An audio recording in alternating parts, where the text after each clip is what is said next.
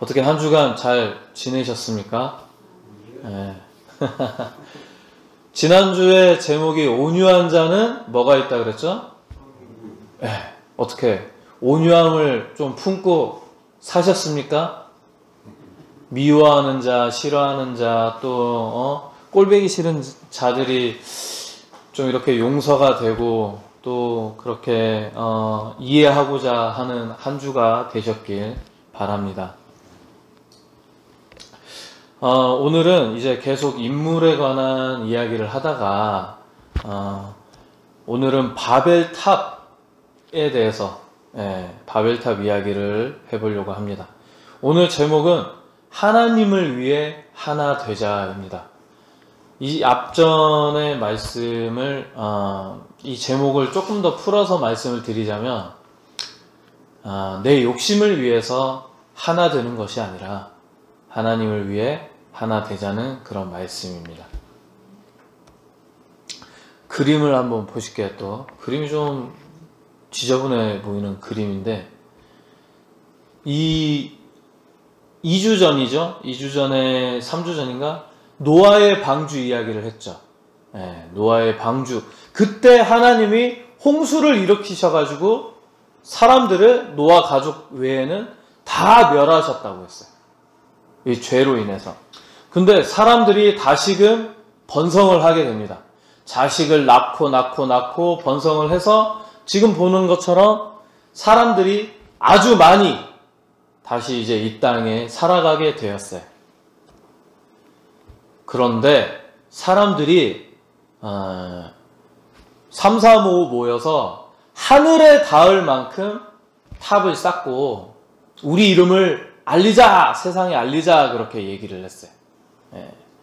이 탑을 쌓을 터를 보고 있는 거예요.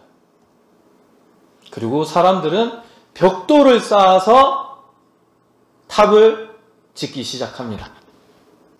사람들이 탑을 쌓으면서 자기들의 노력으로 흩어짐을 면하고 또 자기 이름을 위해서, 욕심을 위해서, 명예를 위해서 탑을 쌓고 있어요. 그런데 갑자기 말이 다릅니다. 위쪽은 일본어 같죠? 일본어가 나오고 저쪽은 아랍어 같죠? 아랍어가 나오고 하나님께서 보시기에 이 인간들의 탑을 짓는 그 이유가 악했기 때문입니다. 하나님을 대적하고 하나님을 위한 그런 탑을 쌓음이 아니라 자기의 욕심을 위해 탑을 쌓으니 너무나도 또 이 땅 위에 제약이 팽배해지고 있기 때문에 하나님이 언어를 혼잡하게 하셨어요. 일본어 와루바시 스메끼리 이러고 있는데 혹시 사우디아라비아에서 좀 인사 아세요? 인사나 뭐 말? 뭐가 있을까? 그죠. 말을 흩어놓으셨어요. 또 여기에 어떤 사람은 한국말을 했겠죠? 그랬더니 일이 될까요? 안 될까요? 우리 정 집사님께서도 외국인하고 이제 일을 해보셨는지는 모르겠지만 우리 한국에서 들어온 외국인은 어느 정도 알아들어요. 근데 아예 말을 못 알아듣는 외국인하고는 일을 할 수가 없죠. 야야 저기 가서 시멘트 한 포대만 가져오니라 했는데 막 물을 가져온다든지 그러면 일을 할 수가 없어요. 그러니까 여기도 언어를 혼잡하게 했더니 탑을 쌓을 수 있을까요? 없을까요? 탑을 쌓을 수 없었습니다. 그래서 사람들이 탑을 쌓다가 도중에 중단하고 이렇게 흩어지고 있는 거예요. 이 바벨탑 이야기는 아주 짤막해요. 창세기에서도 그렇고 성경책에 한 9절, 10절까지밖에 이야기가 나오지 않습니다. 근데도 이 말씀이 중요한 이유는 우리가 어떻게 살아야 되는지를 보여주고 있는 거예요. 시날이라는 지역에서 사람들이 팽창하게 됩니다. 팽창하게 되는데 오늘 본문 11장 4절 말씀을 보면 성읍과 탑을 건설하여 그 탑 꼭대기를 하늘에 닿게 하여, 아까 말씀드린 부분이죠. 우리 이름을 내고 온 지면에 흩어짐을 면하자, 이런 의도로 인간들이 큰 탑을 짓게 됩니다. 이것은 하나님께 대적하려는 의도가 다분하죠. 하나님께서 죄악으로 인해서 홍수로 멸하셨다가 다시 노아를 통해서 이 땅에 번성케 해 주셨는데, 그 은혜를 또 잊고 인간들은 하나님을 잊어버리고 하나님보다는 자기 자신을 위해서 그렇게 탑을 짓는다라는 것이죠. 하늘 꼭대기까지 닿을 정도로 탑을 쌓는 것은 하나님의 권위에 대적하는 것입니다. 왜 하나님 보시기에 너무 어처구니가 없죠. 이 땅에 생육하고 번성하게 해주셨는데 또 죄를 짓고, 생육하고 번성하게 해줬는데 또 죄를 짓고, 또 죄를 짓고, 죄를 짓고. 인간은 계속 죄를 짓는 역사를 반복하게 됩니다. 하나님 보시기에 이들은 절대적으로 악했습니다. 그래서 그들의 언어를 흩어놓으셨어요. 아까 본 그림과 같이. 알아들을 수 없는 말을 했기 때문에 이들은 일을 할 수 없고 탑을 짓는 일을 중단하고 흩어져 버릴 수밖에 없었죠.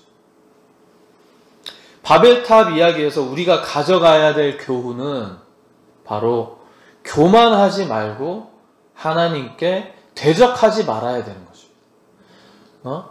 어떤 일이 있는데, 하나님, 네가 진짜 하나님이면 어디 한번 나한테 이런 복을 줘봐. 네가 진짜 하나님이면 이 세상을 바꿔봐. 네가 진짜 하나님이면 내가 강물에 뛰어들 테니까 나를 물 위로 걷게 해봐. 하나님께서 나를 시험하지 말라고, 내 이름을 망령되게 일컬지 말라고 그렇게 말씀을 하십니다. 그런 자는 어떻게 된다? 죽으리라. 하나님의 이름을 더럽히는 자는 죽을 수밖에 없습니다. 지금 현재 바벨탑보다 높은 건물들이 세상에 많죠. 우리 전영선 할머니 그 병원에 서울에 가시잖아요. 롯데타워 보셨어요? 롯데타워? 엄청 높은 빌딩 많죠. 네. 이 바벨탑보다 지금 높은 건물들이 많습니다. 그저 건축을 하늘에 높게 쌓을 정도로 높이 했기 때문에 하나님께서 노하시는 것이 아니라 이들의 의도가, 그 탑을 짓는 의도가 불순했기 때문이라는 거죠. 그래서 악하다라는 것입니다. 이들은 아담의 후손이자 노아의 후손인데, 그렇게 죄로 인해서 홍수로 멸망했다가 다시금 풍족함을 주셨는데도 불구하고 이들은 또다시 죄를 짓게 됩니다. 우리가 배운 바와 같이 사람들은 많은 죄를 지어왔어요. 그래서 하나님께서 살아갈 기회도 주셨지만 그 죄로 말미암아 인간을 완전히 멸하기도 하셨습니다. 그러나 인간들은 또다시 하나님을 경멸하게 되는 그런 죄를 또 짓고, 죄를 또 짓고 또 짓고. 아까도 말씀드렸다시피 건축을 높이 했다고 해서 죄가 아니라 하나님과 같은 자리를 사람들이 원했다라는 거예요. 아까 그리고 또 4절 말씀처럼 탑을 하늘에 닿게, 그리고 자신의 이름을 알리고자 그렇게 그런 의도로 탑을 쌓았다라는 것입니다.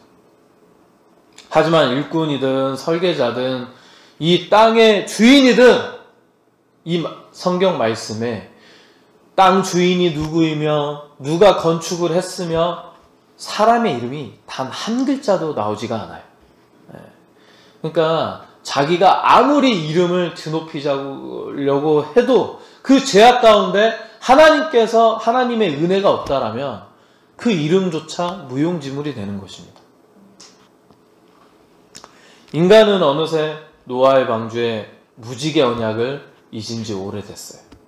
무지개 언약은 하나님께서 다시금 너희들을 물로 멸하지 않겠다라는 약속을 하신 것인데, 사람들은 그 은혜를 잊고 살아가게 되었습니다.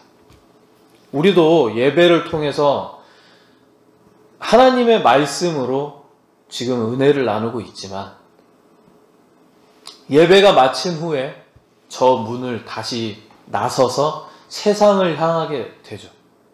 그런데 저 문을 나선 이후에 내가 들었던 말씀, 내가 아멘이라고 외쳤던 그 말씀, 가슴에 품었던 말씀은 온데간데 없이 사라지는 것은 아닌지, 우리의 신앙과 마음가짐을 다시금 점검해 볼 필요가 있습니다. 제가 서두에 말씀드렸죠. 지난주 제목이 온유한 자는 복이 있나니, 그리고 이삭이 우물을 파면 사람들이 빼앗아 가고, 우물을 파면 또 사람들이 빼앗아 가는 그 환경 속에서도 싸우지 않고 다투지 않는 그런 온유함을, 우리가 그런 은혜를 나누었습니다. 오늘도 제목이 하나님을 위해서 하나 되자라는 제목으로 또 바벨탑 이야기를 하고 있는데요. 우리가 이번 한 주간을 살아가면서도 지금까지 배워온 그 말씀을 품고 살아가고 있는지, 오늘 창세기 11장 9절 바벨탑 하나님을 위해서 하나 되자라는 이 문구를 내 가슴 속에 깊이 깊이 새겨서 살아가는 한 주가 되기를 소원합니다. 그리하여서 우리가 그냥 교회만 왔다 갔다 하는 그런 신앙인이 아니라 진짜로 하나님을 사랑하고 그 사랑을 온전히 이웃에게 나누는 그런 우리 중촌교회가 분명히 되어야 합니다. 왜냐하면 그렇게 해야 진짜로 하나님의 은혜 가운데 들어갈 수 있기 때문이고, 그 은혜를 취해야지만 우리가 구원에 이를 수 있고 하나님의 복을 온전히 누릴 수 있기 때문입니다. 이렇게 교만하고 하나님을 대적하는 인간들에게 하나님께서는 그들의 언어를 혼잡하게 하셨어요. 말이 다 다르니까 탑을 쌓을 수가 없죠. 이로 인해서 우리는 지금 현재에도 살아가지만 외국어를 더 잘해야 인정받는 시대가 되었습니다. 말이 통하지 않으면 일하기가 힘들기 때문이에요. 그리고 언어가 혼잡게 한 이유에 하나님께서는 이 사람들을, 온 지면에 사람들을 흩어놓으셨어요. 즉 흩어질 수밖에 없는 이유는 말이 통하는 사람들끼리 뭉쳐서 살아갈 수밖에 없는 거죠. 우리도 다 같은 한국말을 하지만 어떻습니까? 어떤 사람하고 결혼을 하고 어떤 사람하고 살아가죠? 어떤 사람하고 일을 합니까?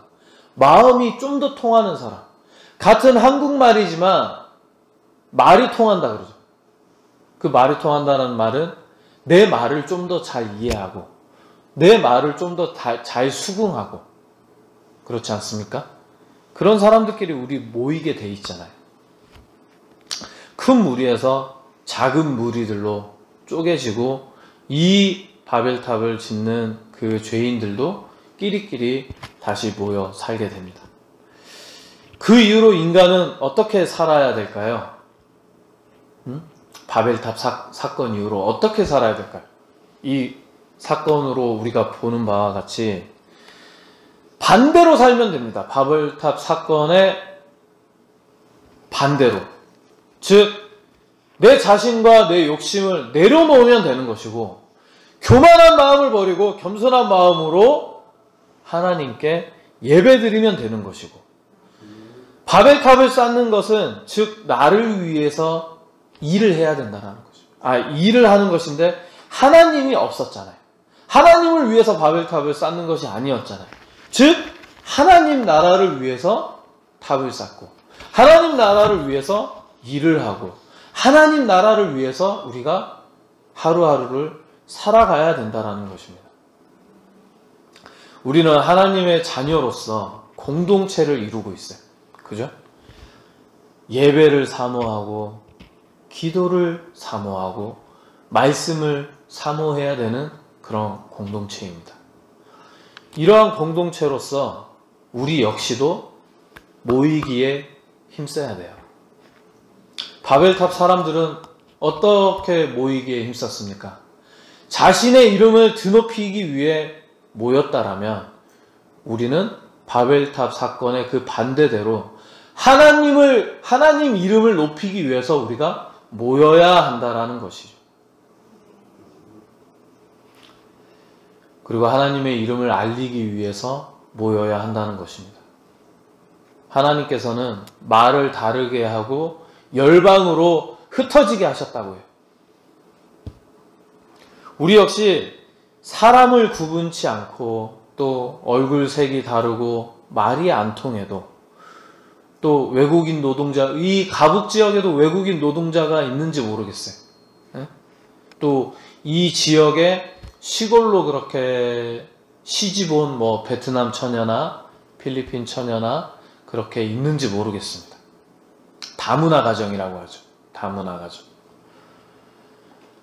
그런 사람들에게도 피부색, 그렇게 말이 잘 안 통함에도 불구하고 우리는 하나님을 알리고 하나님의 사랑을 전하고 복음을 전해야 하는 것입니다. 이것이 바로 우리가 진정으로 영적인 바벨탑을 쌓는 일이고 하나님의 이름을 드높이는 일이고 하나님께서 기뻐하시는 일일 것입니다.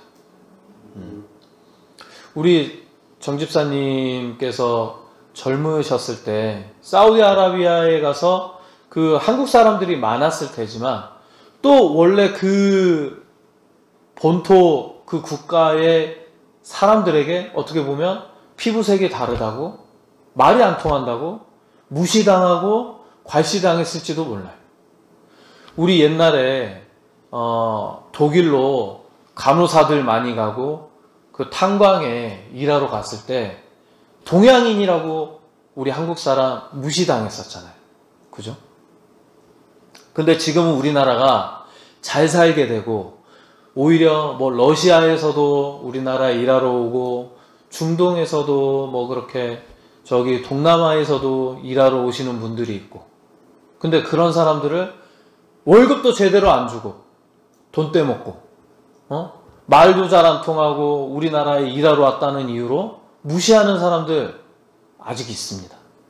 근데 그런 사람들도 인간이에요. 사람이고 하나님이 만들어 놓으신 우리 형제 자매인 것입니다. 그런 사람들을 만나면 우리가 조금 더 따뜻하게 말을 해주고 조금 더 따뜻한 손길을 내밀어주는 그런 형제 자매들, 하나님의 참된 자녀들이 되어야 되는 것입니다. 교회는 모이기도 힘써야 되지만 더욱더 근본적인 것은 잘 흩어져야 됩니다. 하나님께서 바벨탑을 그렇게 죄악된 인간들을 언어를 혼잡게 하시고 흩어놓으셨죠.